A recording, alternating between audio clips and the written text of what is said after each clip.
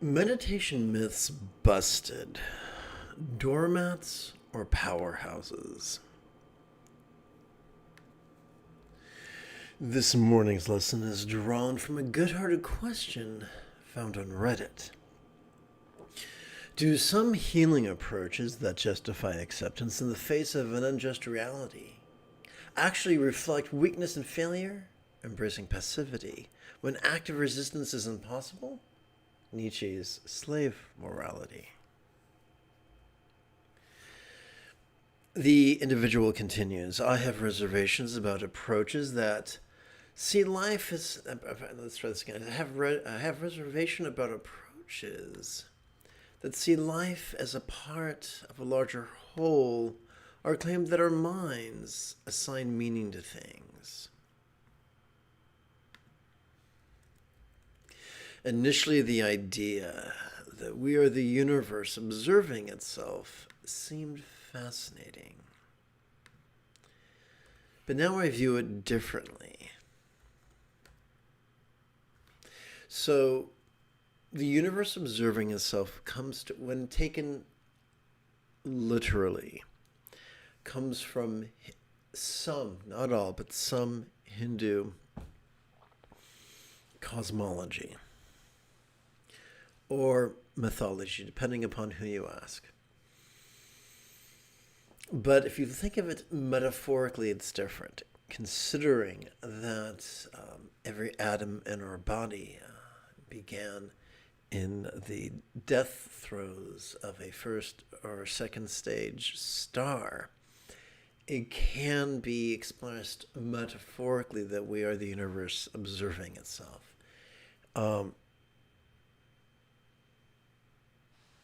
It has been posited by those more educated than myself that consciousness is merely the fringe benefit or the byproduct of neurological complexity. So in a metaphoric sense, we are the universe observing itself.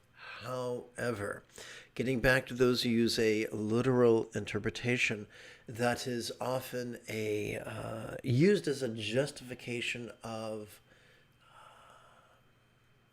pathological inaction. Something used by so-called liberals. I'm a progressive myself, but a statement made by many so-called liberals is, though the path seem long, it turns towards justice. And they use such mealy-mouth malarkey to justify an action in service to their corporate donors. So, yeah, I'm right there with you. Highfalutin words in the name of passivity typically end in tears. Let's continue. Accepting these ideas seems to be a form of conformism and an acceptance of a potentially unjust reality.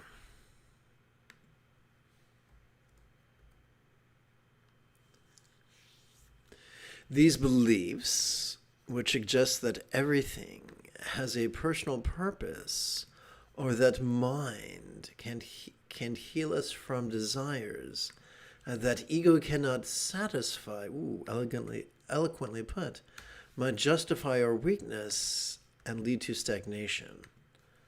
You know, the person who wrote this is clearly intelligent and enthusiastic, and if I had a hat, I would take it off to you.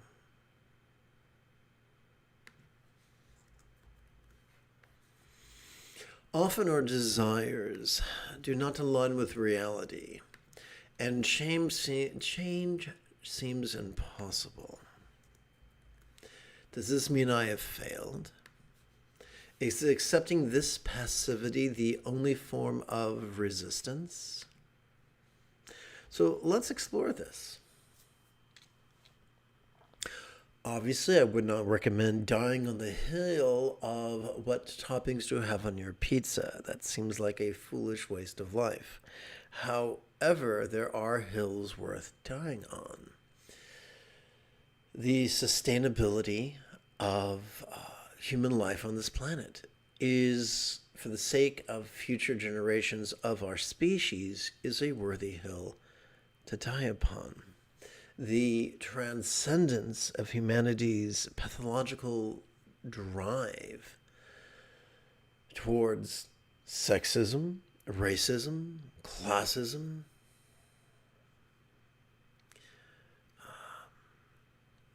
towards fascism, internal fascism, external jingoism, and every form of genocide is a hill worth dying upon. For those of us who are both enthusiasts of science as well as science fiction, the evidence is clear, crystal clear, that humanity's evolution has taken a sidestep. Homo sapiens sapien, or is it, yeah, has been around for approximately 200 to 300,000 years. The last 10,000 years, ever since, approximately I'm speaking, ever since the beginning of the Neolithic Revolution, where cooperation was supplanted by competition, and exploitation became the name of the game, also known as patriarchy. Humanity has been on a downward trajectory.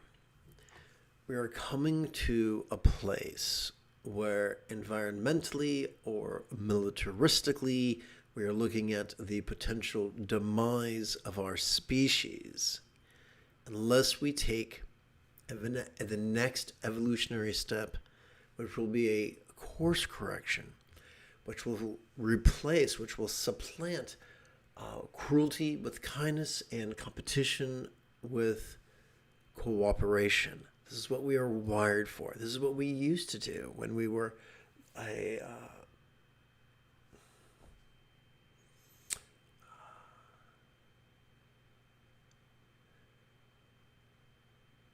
during the Stone Age. There's a wonderful word for it. It's not lithic. It's well, anyway.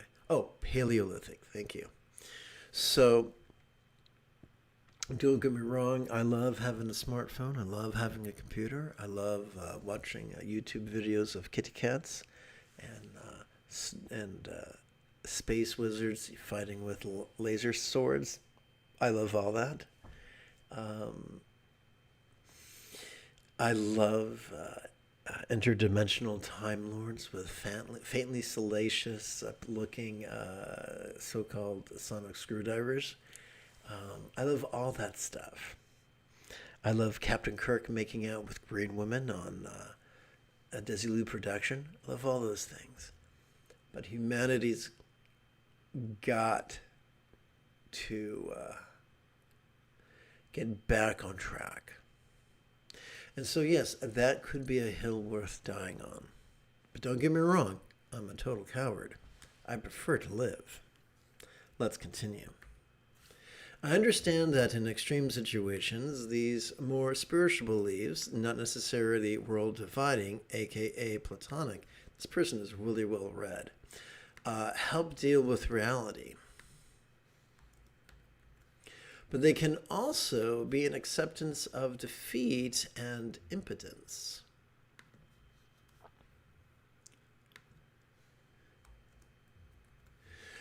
We should question whether accepting reality, even if it is unjust, is valid or not, as sometimes I feel it is not. So, there is an unpleasant reality that although I've watched the Aquaman cartoon as a little boy, and although I've seen the Aquaman movie as an adult, I cannot breathe underwater without an apparatus, and if I try to do so, I will most assuredly drown. Some defeats must be accepted. We live in a society where we are constantly pressured to be something. And when we fail, Is it truly a weakness? Aha, we see a turn taken in the narrative.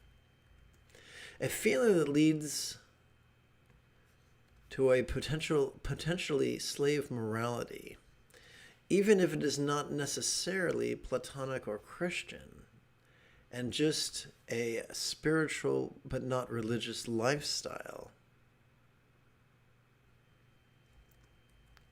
With mindfulness meditations, weekly therapies, applying Taoism, perhaps strange hobbies that few value. Okay, so there's some interesting thoughts here. And yes, in the history of humanity, in the history of human civilization, we have seen a strange dichotomy. Well, there are those above the law, and the majority is below the law. And where those above the law often use philosophical or religious systems to placate the masses, to do as Karl Marx said, use religion as an opiate for the masses.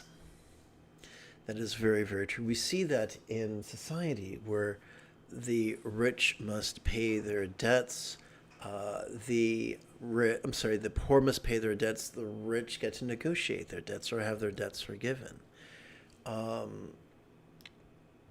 Where fundamentalists demand a literalist interpretation of the Bible, except whenever it comes to banking passages in both the Old and New Testaments, or debt forgiveness passages in the Old Testaments.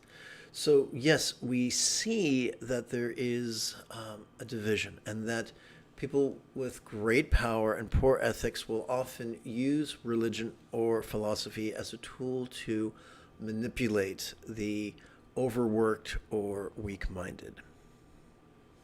So you are 100% correct, but just because a manipulative liar tells you 2 + 2 is 4 doesn't mean it isn't 4.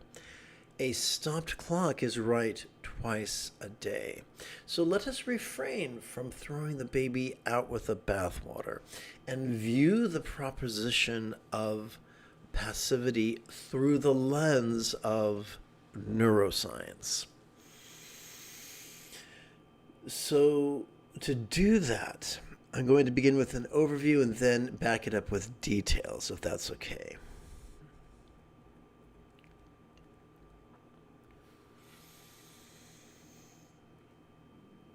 When our mindfulness and our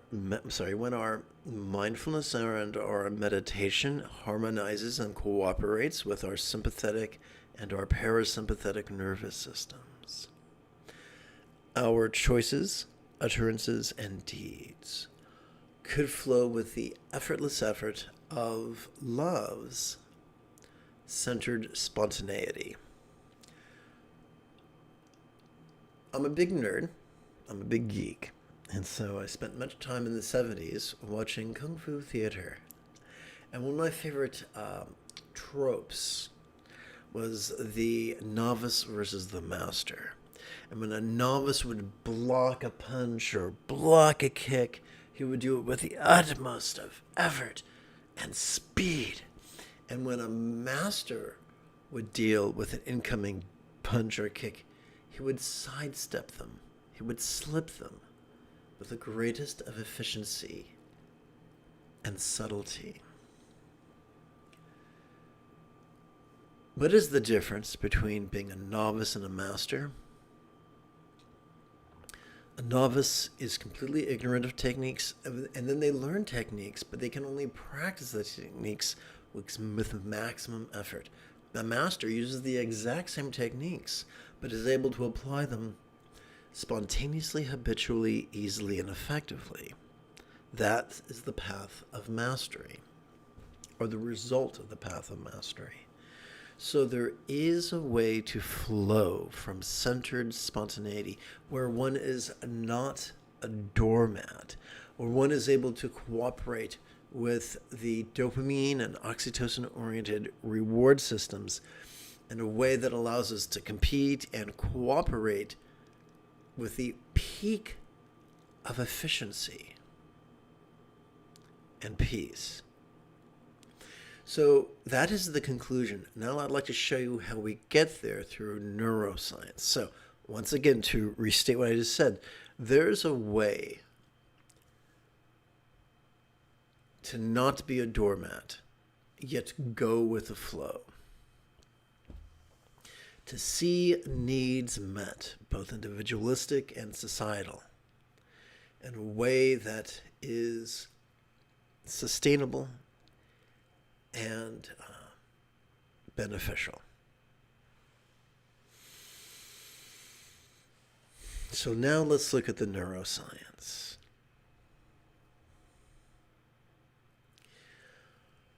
The 81 poems of the Tao Te Ching caution against a yang lifestyle. A yang lifestyle of making things happen would tell us to actively concentrate and actively analyze. However, the only way to do that is to rely upon mechanisms in our brain such as those found in the medial prefrontal cortex or the dorsolateral prefrontal cortex. Hey, man, the prefrontal cortex is a wonderful tool. If you want to sort, contrast, compare, calculate, reason, edit, it's fabulous. But like any system in our body, it can be overused. If you overuse something and don't give it a chance to recover, one's performance is undermined. The law of diminishing returns. The law of diminishing returns can therefore be a red flag that one's rest and recovery needs are not being met. If, in the name of bro science, one chooses to ignore those signs, disability or injury can occur. So let's relate that to the brain. There is a certain fatigue barrier, and when we cause that, when we overuse our prefrontal cortex to the point it reaches a certain level of fatigue, our amygdala gets in the game, the seat of both aggression and anxiety, which will actually strengthen our destructive tendencies of being rigid, fearful, controlling, superstitious, elitist, cryptic, competitive, and cruel. Those will make our worst nightmares come true. If we ignore those red flags and keep abusing our own prefrontal cortex, we could begin presenting with symptoms of depression. Depression is not a psychological disorder. It's a physiological disorder that often presents with psychological symptoms. But contemporary science has established it is physiological. Hey, how's about some good news? If we relegate analysis, what if we relegate analysis to our prefrontal cortex?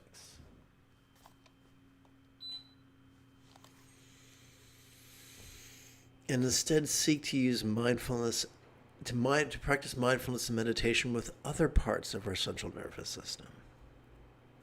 Consider, if you will, mindfulness. Every time we inhale, whether we know it or not, we are accessing our sympathetic nervous system, which is found in the central third, or the middle third, of our spinal cord. This bad boy has evolved to help us to perceive in a very special way, in a manner that is vulnerable, passive, visceral, random, and fleeting. That doesn't sound like yang at all. That sounds like yin, doesn't it? So we have a neurological mechanism that helps us dial in to yin. Now, there's an opponent to that. Allow me to elaborate. So during each inhalation, we're wired to notice. And we can notice all manner of things. Sights, sounds, sensations, flavors, scents, and the like. Additionally, emotions, intentions, thoughts, memories, and imaginings. Lions and tigers and bears. Oh my.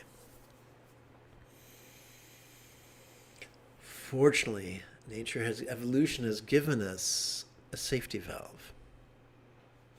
Let us consider now meditation. For every time we exhale, we inadvertently access our parasympathetic nervous system.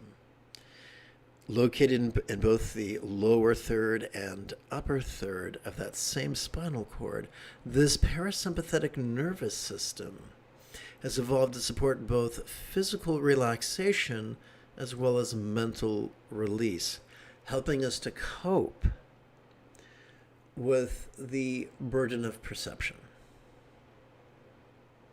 But wait, you might ask, if I already have a sympathetic and parasympathetic nervous system, why aren't I already a meditation master? And a word, Urkel. Urkel was clever and sweet, but klutzy as hell. Our brains are kind of like, due to a quirk of evolution, our brains are kind of like the storage space of a hoarder. Can you say 3-ring shit show? So there's a lot of confusion going on. However, there's a simple solution. Check this out. When we silently, mentally, and passively recite the demonstrative pronoun this during our inhalation, this big old brain begins cooperating with our sympathetic nervous system, which is very cool.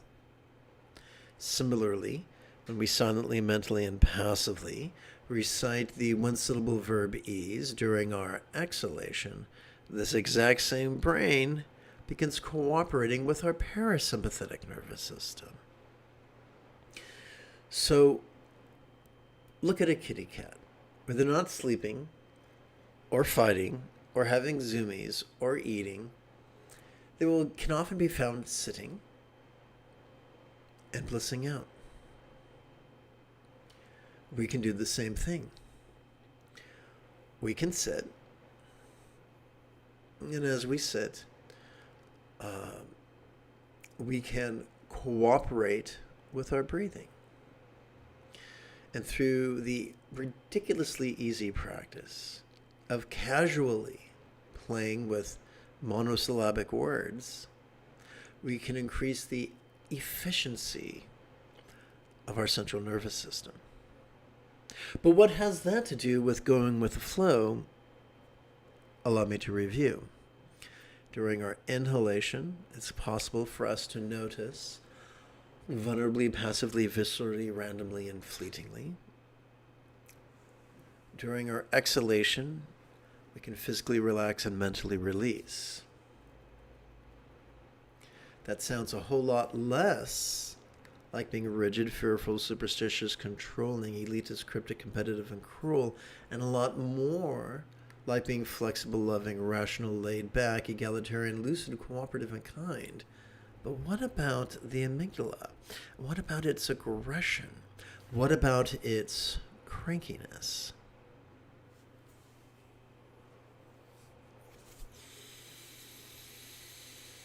A delicious fringe benefit of cooperating with our sympathetic and parasympathetic nervous systems in harmony with our inhalation and exhalation is, number one, it pacifies our amygdala.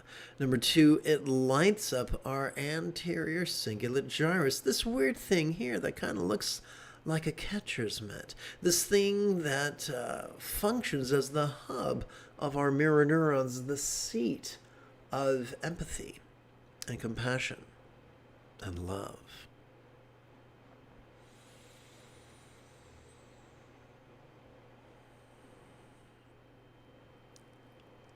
The greatest Dzogchen lamas of Tibet, I'm looking at the late Tulku Thondop, insisted that the highest love is spontaneous and uncontrived. And now we've come for a full circle.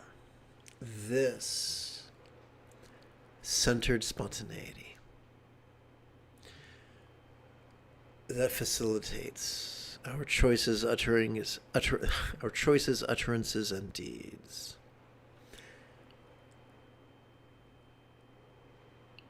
exercising the effortless effort of flowing from love's centered spontaneity is made possible by the practice of mindfulness and meditation that is in cooperation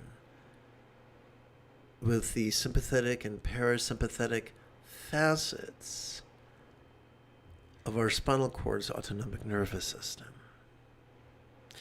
This is not a negation of the supercomputer of our prefrontal cortex. Au contraire, by lightening the load of the prefrontal cortex, by taking jobs out of its inbox for which it has not evolved to do, by saying, hey, prefrontal cortex, we're not going to make you the nanny of your limbic system. We're not going to make you the nanny of your medulla oblongata. We're not going to make you the nanny of your cerebellum. We're going to let you just do what you do. You do you, boo. All of a sudden, it works at a greater efficiency. Good old Einstein insisted that creativity was intelligence at play. In a Robert De Niro movie, the protagonist confided in his protege, you cannot come back to a problem unless you first walk away from it. The most efficient way to do that is by cooperating periodically with our sympathetic and parasympathetic nervous systems. We can do that. We can begin doing this in 5-minute increments every 12 hours or so.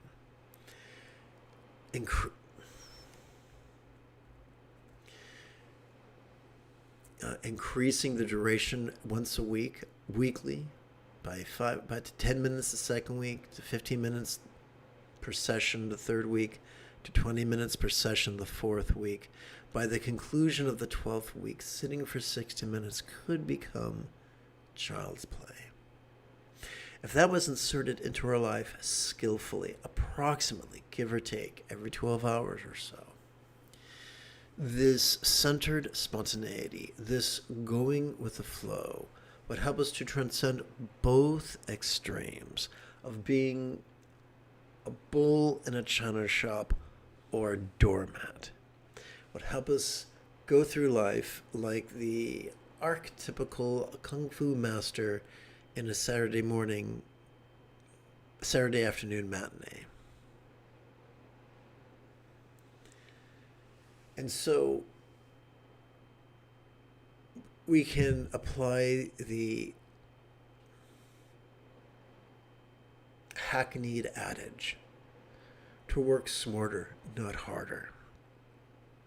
And we can find ourselves moving towards the worthy goals of environmental, political, and economic sustainability on a global scale,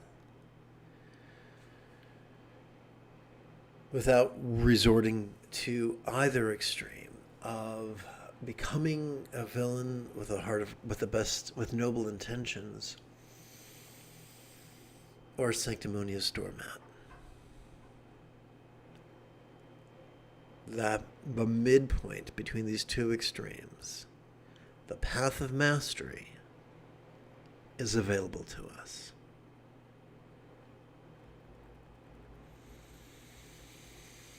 I do look forward to practicing with you together as a team after approximately 30 seconds of housekeeping. This is Lama Jigme Gyatso of the Buddha Joy Meditation School.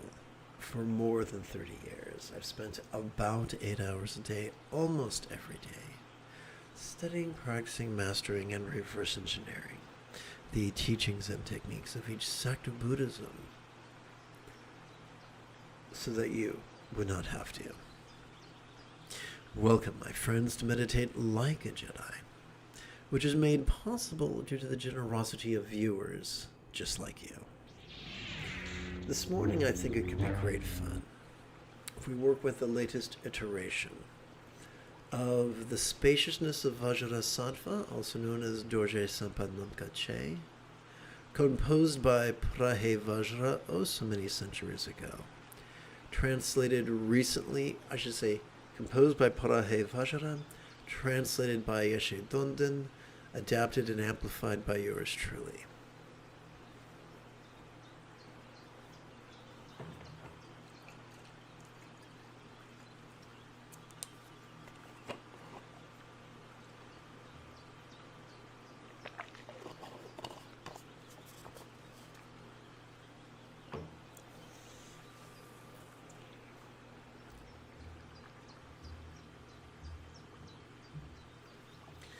Please chant with me. The suffering of sentient beings is only consciousness, intrinsically perfect energy in varied forms. The play of mind can be perceived during our inhalation. Perfection comes from a relaxing into mind's non-graspable nature during our exhalation.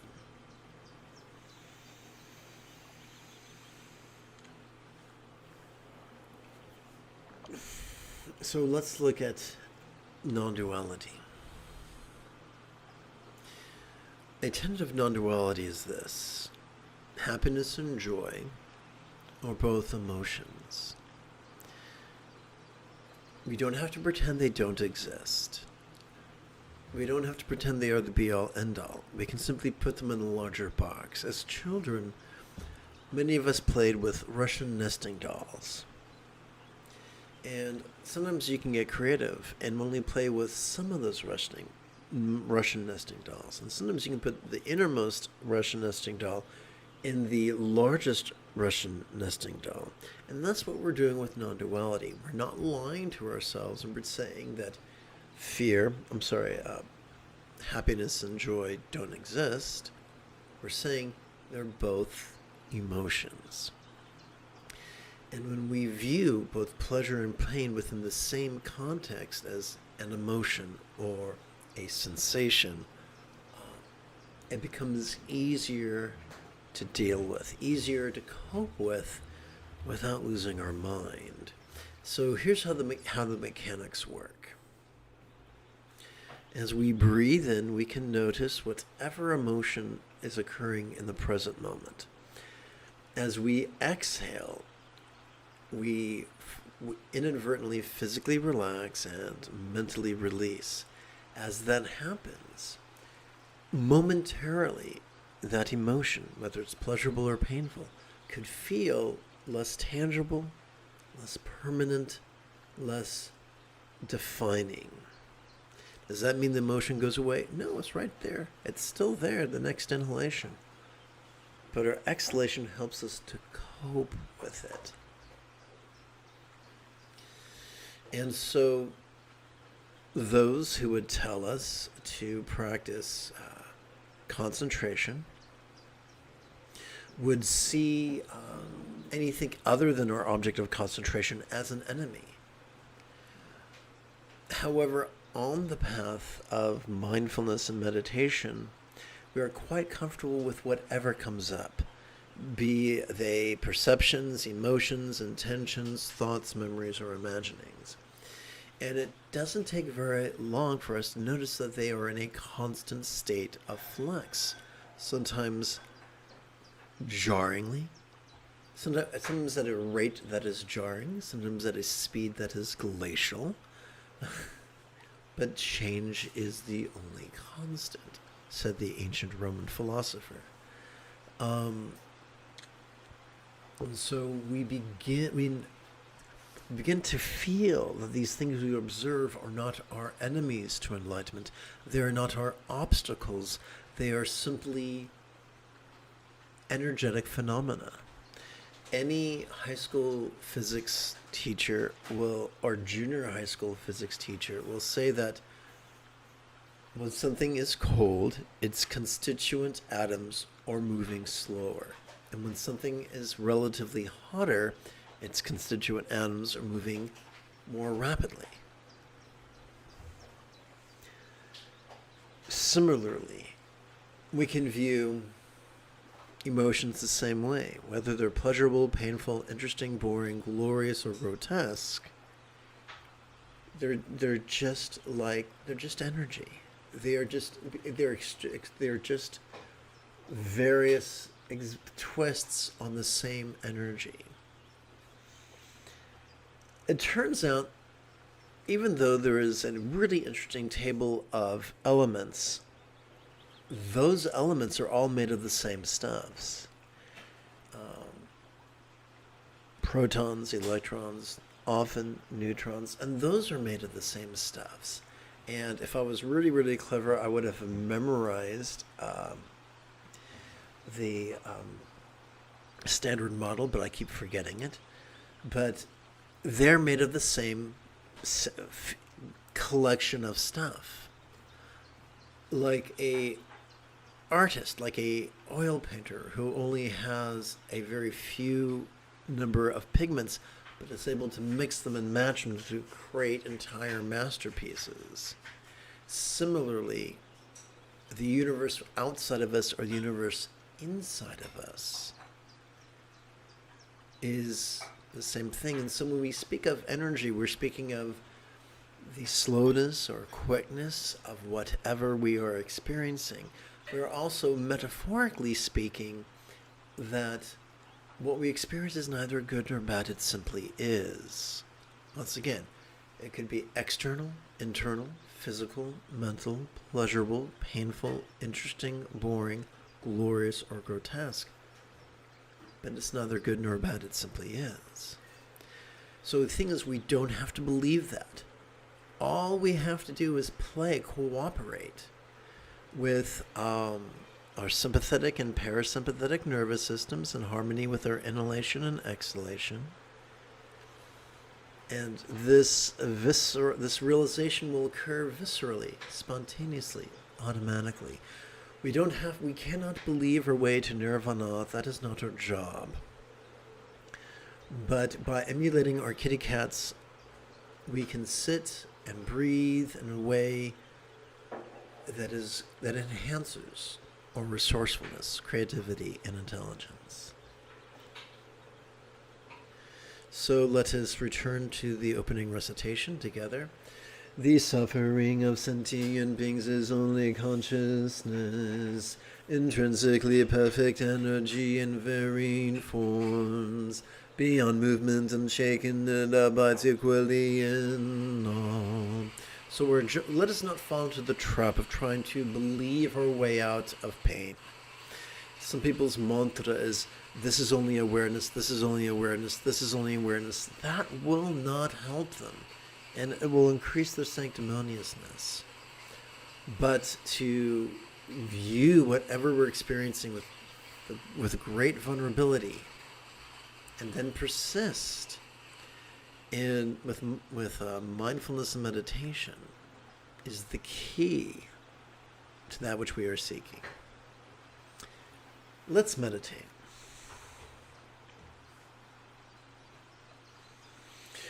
So,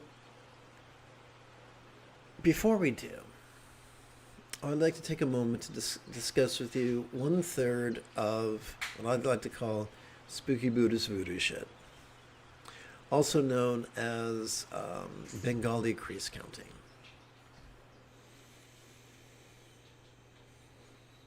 When we rest the great knuckle of our right little finger upon the tip of our left little finger, and we place them in our lap,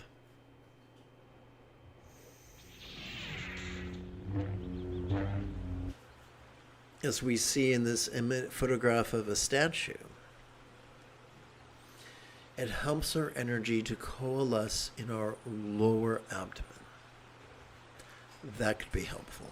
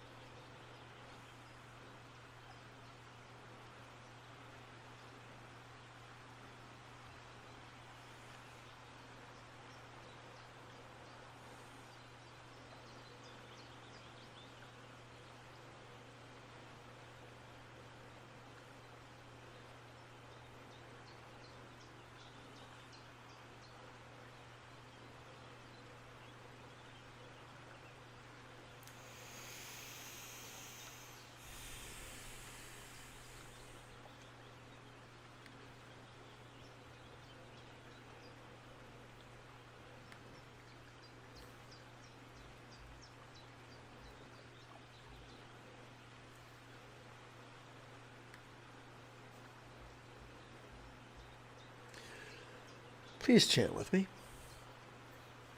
People talk of karma, in truth there is only consciousness beyond all our notions. That which appears to be the momentum of karma is merely the play of mind effortlessly perceived during our inhalations. Together. For those imprisoned in the ups and downs of thought and emotion, the pristine continuum of awareness remains hidden. It is our act of relaxing into mind's non-graspable nature during our exhalation that renders our continuum pristine.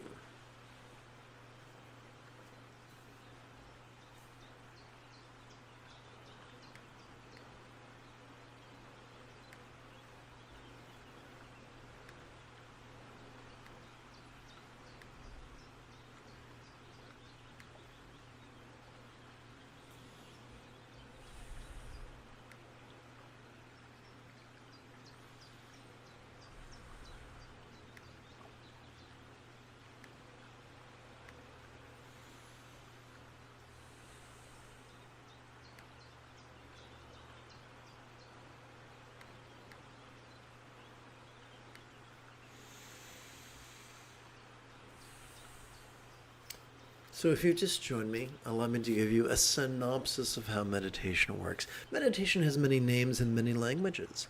In Pali, it could be described as sati pasati. In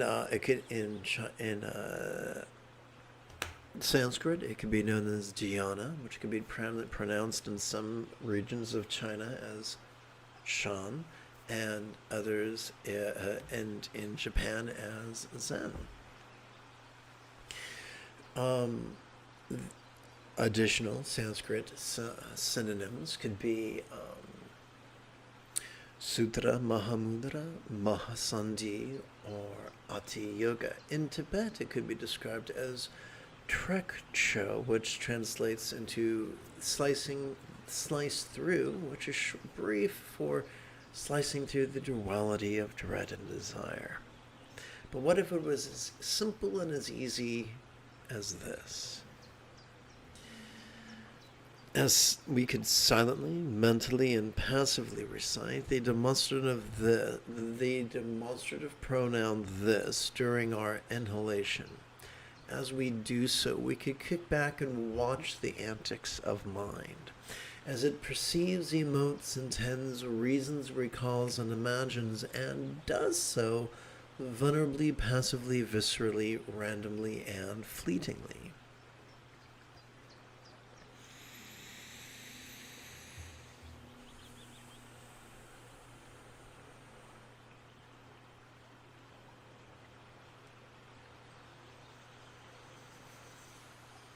As we silently, mentally, and passively recite the one-syllable verb ease during our exhalation, we could relax into mind's non-graspable nature, which is short for saying we could relax into mind's perceptions.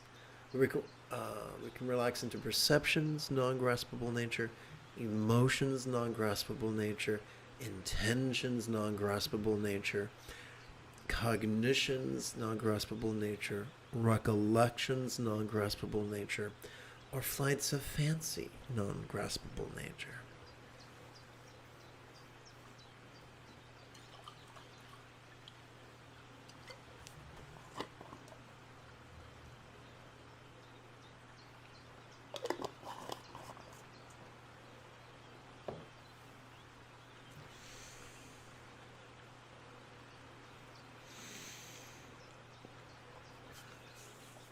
Let us return to spooky Buddhist voodoo shit, also known as hand jive. As we rest the great knuckle at the base of our right ring finger upon the tip of our left ring finger thusly, our energy could coalesce in our mid-abdomen, also known as the navel region. And now I'd like to add a second dimension to hand jive. We can count 12 repetitions or 12 rounds on the creases of the four fingers of our right hand. Let us pretend that a round is simply one inhalation followed by one exhalation.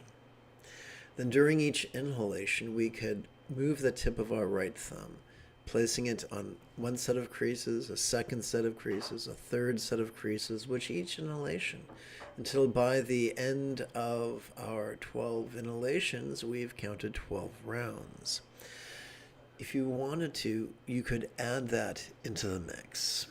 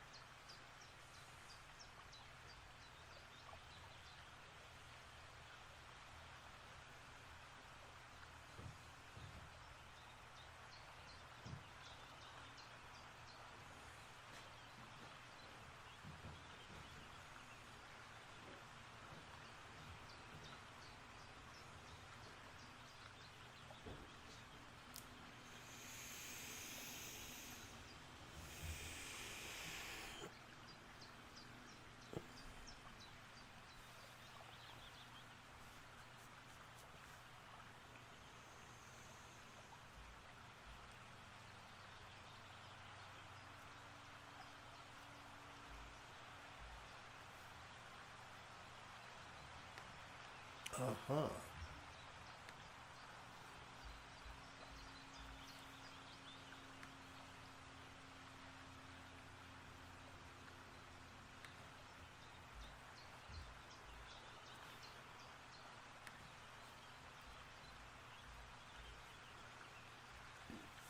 Please chant with me. The mind of awakening gives rise to all appearances. Being unborn, it is indestructible. The timeless space of pure being is beyond the reach of thought.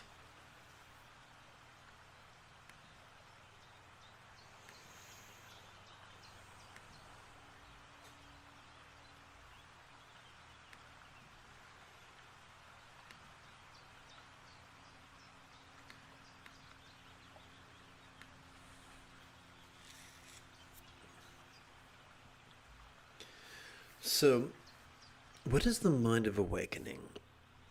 The mind of awakening can be translated into Sanskrit as bodhi, chitta. There is the conventional bodhicitta of love and the ultimate bodhicitta of wisdom. These correlate respectively to the second and the first folds of the Buddha's Eightfold Path. Now, this couplet is wonderfully subversive, because when this was written in the land of Odiyana, which is currently North India or Pakistan, or Afghanistan, Tantra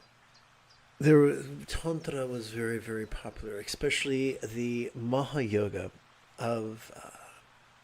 that involved either visualization or metaphors, depending upon how flexible or literal minded you were. And so there was this myth that if someone was truly spiritual, they would see their circumstance as a paradise, their body as a deity, their speech as a mantra, and their mind as a Buddha's one-syllable mantra. And what's being inferred here is no, be authentic and raw and vulnerable in our perceptions. You can notice the external and the internal, the physical and the mental, the pleasurable and the painful, the interesting and the boring, the glorious and the grotesque, and still be enlightened. What I often tell people is, if you think you're too spiritual to know the difference between a steaming mound of doggy dew and organic fair trade chocolate, if you don't know the difference between the two, you don't get to make me dessert. No, thank you.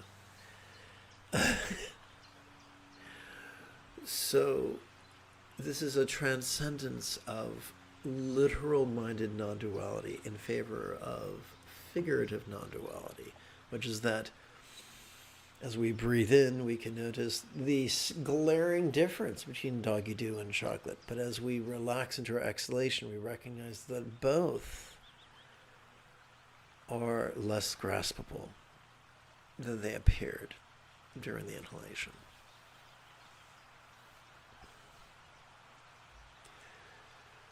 Being born, it is indestructible.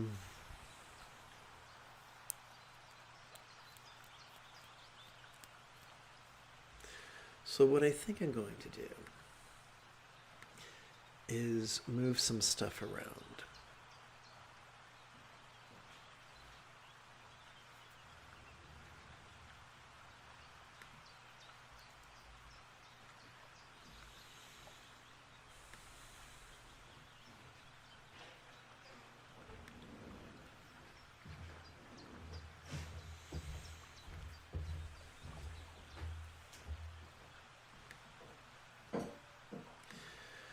So what does unborn and indestructible mean? So unborn simply means that whatever we notice as we breathe, I should put it this way, as we relax into our exhalation, whatever we notice during our previous inhalation could feel less permanent, less graspable, as if it was as non-graspable as if it was a vast empty void. It could feel as non-graspable as if it had never been born. It could feel as non-graspable as if it could never die. So indestructible here is a reference to deathlessness, and that's just another synonym for the idea of emptiness. So here's how that works. As we relax into our exhalation, whatever we noticed during our previous inhalation could feel as non-graspable as a vast empty void. And a good English teacher would insist that a simile is only as effective as it is relatable. Therefore, we must ask, what is a real-world example of a non-graspable, vast empty void? How about the illusion of the infinite azure sky on a bright and beautiful cloudless morn, which, although could be tantalizing to the eye, is intangible to the hand?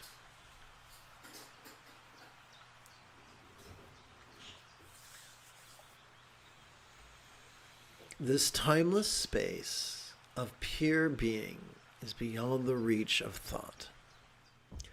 What does that mean?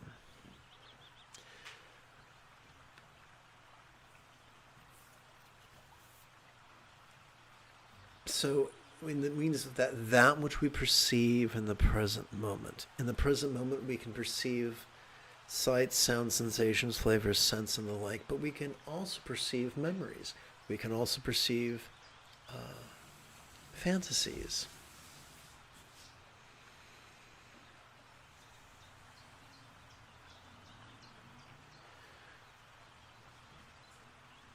And yet, as we relax into our exhalation, it feels pure of anything graspable. It is beyond the reach of thought. It's just a fancy way of saying you don't get there by thinking. You don't get there by believing. You don't get there by reasoning. How do you get there? By practicing, by cooperating with our sympathetic and our parasympathetic nervous systems in harmony with our inhalation and our exhalation.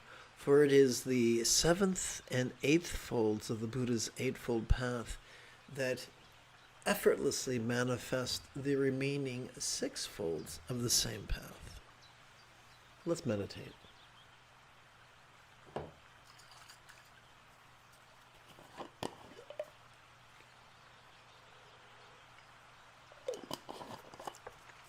Before we do, let's about a little bit more of the old hand jive. Let's begin with review. The first phase of hand jive is the great knuckles, and since this is our third meditation, let's make our way to the third knuckle, the great knuckle at the base of our right middle finger.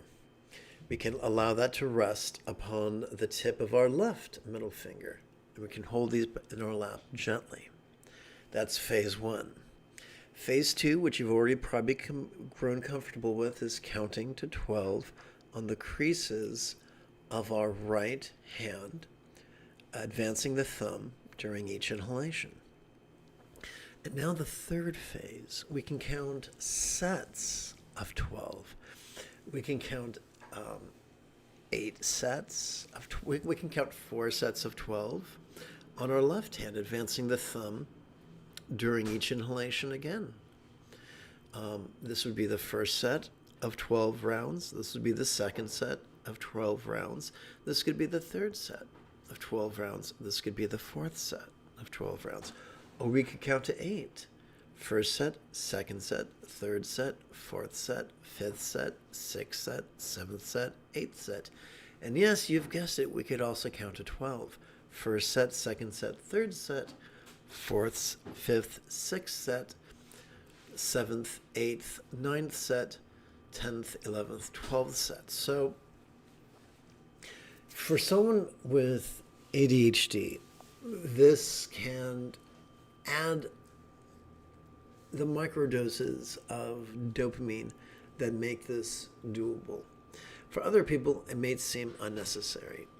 But some people are just happy to rely upon their timer and to intermittently, and to alternate between chanting and meditating. Some people just meditate for an hour. That's fine. This is the way I like to do it. I find it to be most useful for both neurotypicals and neurodivergents alike.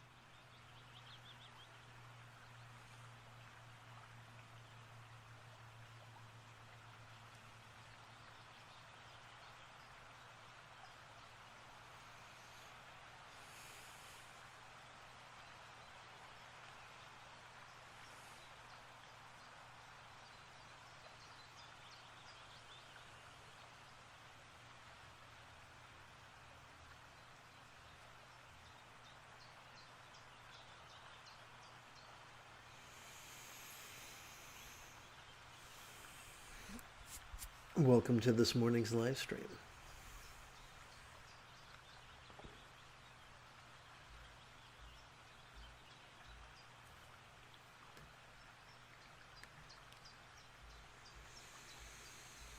Please chant with me. The deepest meditative tranquility does not think of itself as this or that.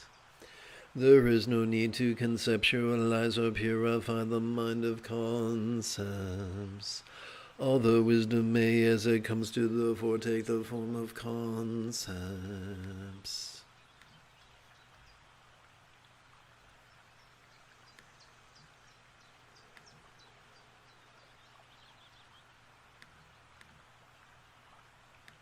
So let's take this apart and see if we can't understand it.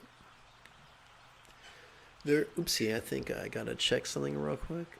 Okay, so there is a myth that when it comes to meditation, deeper is better.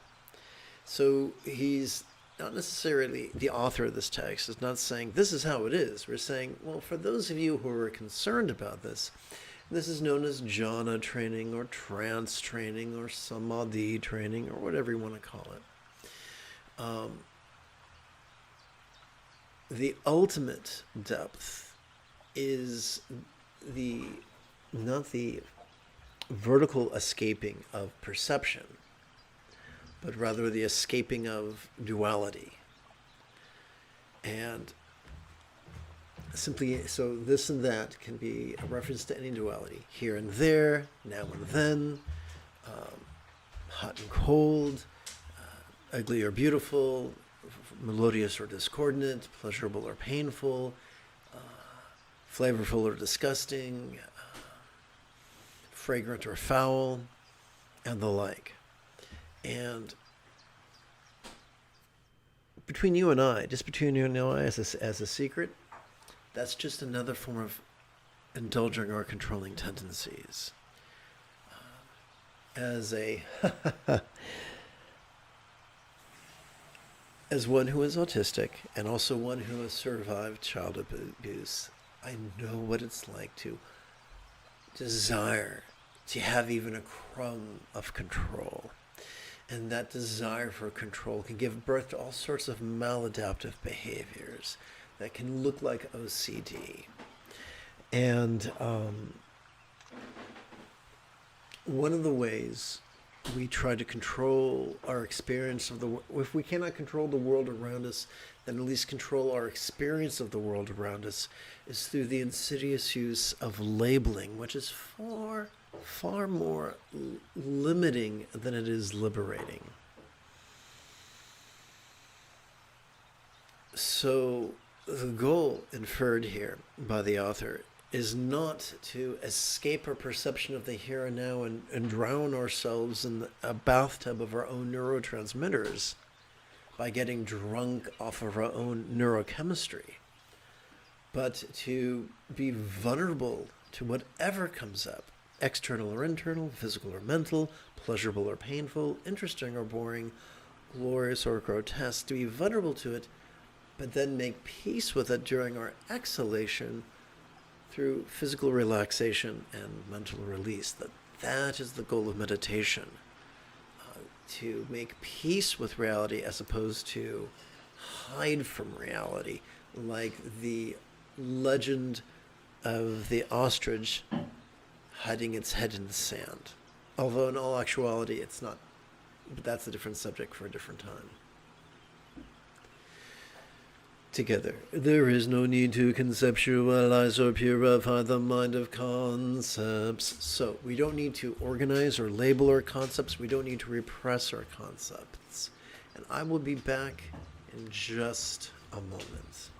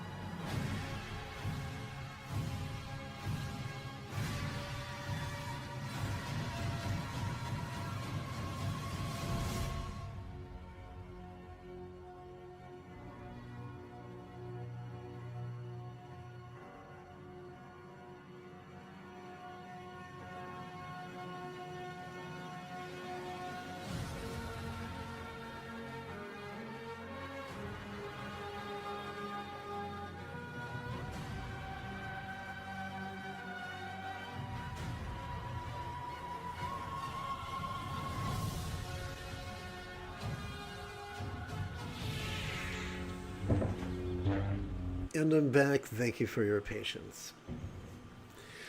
There is no need to conceptualize or purify the mind of concepts, although wisdom may, as it comes to the fore, take the form of concepts. So this is the author delighting in absurdity. And so not only does he say, by the way, guys, your job is not to hide from concepts or organize concepts, but to allow yourselves to be vulnerable to concepts and make peace with concepts, because sometimes, just as a carrier wave can carry information, sometimes concepts act as a carrier wave of wisdom.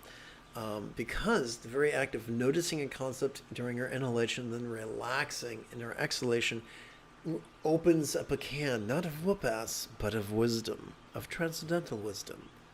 Ironic, is it not? Okay, so let's chant this one more time and then meditate. The deepest meditative tranquility does not think of itself as this or that. There is no need to conceptualize or purify the mind of concepts, although wisdom may, as it comes to the fore, take the form of concepts. Let's meditate.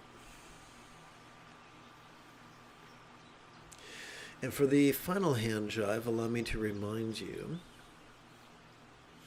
that as we rest the great knuckle at the base of our right index finger upon the tip of our left index finger, we are allowing our energy to coalesce at our crown. It's happening automatically, whether we will it or not.